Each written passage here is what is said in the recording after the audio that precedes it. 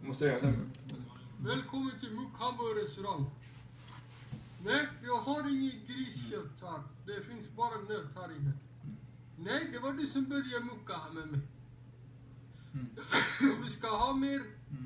Prosit. Om du ska ha mer köttbullar här, det har vi inte heller.